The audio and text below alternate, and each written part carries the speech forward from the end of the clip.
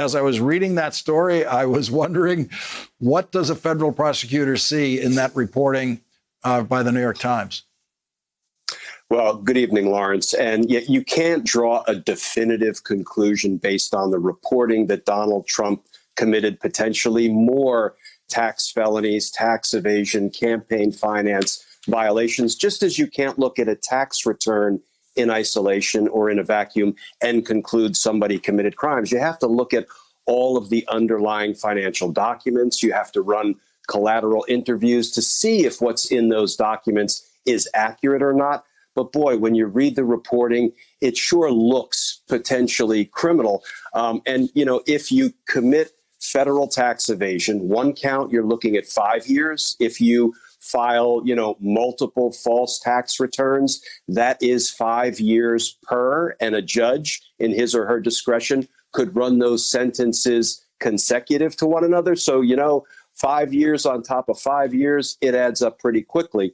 And then, of course, he's also potentially looking at state tax violations.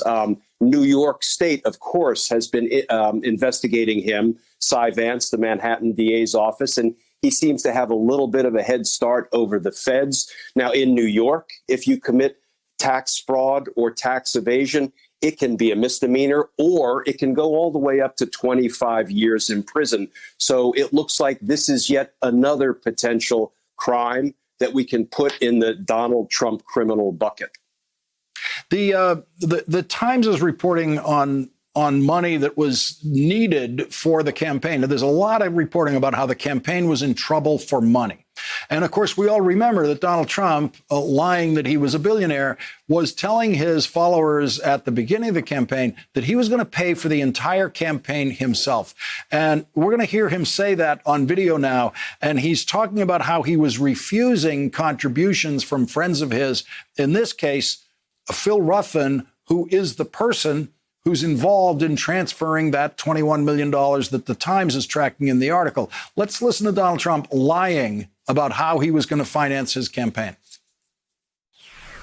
He's driving me crazy. He said, Donald, I want to put $10 million into your campaign. I said, Phil, I don't want your money. I don't want to do it. I'm self-funding. Every time I see him, it's hard for me to turn down money because that's not what I've done in my whole life. I grab and grab and grab.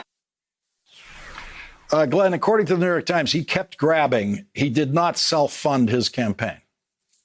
Yeah, his lips were moving, Lawrence, so I am skeptical of what's coming out of his mouth.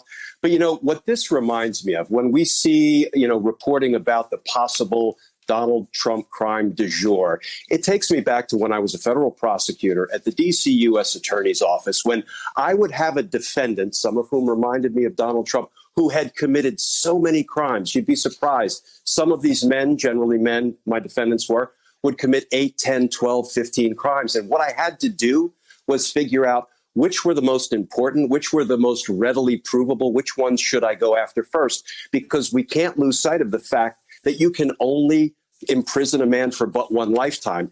And Lawrence, when you look at what Donald Trump has done just based on the public reporting, whether it's the, you know, conspiracy to commit campaign finance violations with Michael Cohen, whether it is obstructing justice times 10, as meticulously documented by Bob Mueller in Volume 2 of the Trump-Russia report, whether it is obstructing congressional inquiries by telling all of the executive branch officials, do not comply with lawfully issued congressional subpoenas. That's a crime. Whether it's witness tampering by tweeting out intimidating tweets about Ambassador Marie Yovanovitch while she is actually testifying to Congress, that constitutes witness tampering. You have bribery and extortion of President Zelensky. You have conspiracies to defraud the United States. And on top of it all, Lawrence, you have what, in my opinion, as a 22-year homicide prosecutor, tens of thousands of involuntary manslaughter or negligent homicide offenses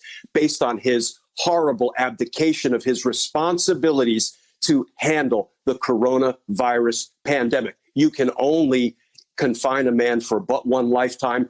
Where do we start? It's going to be an embarrassment of riches beginning in January.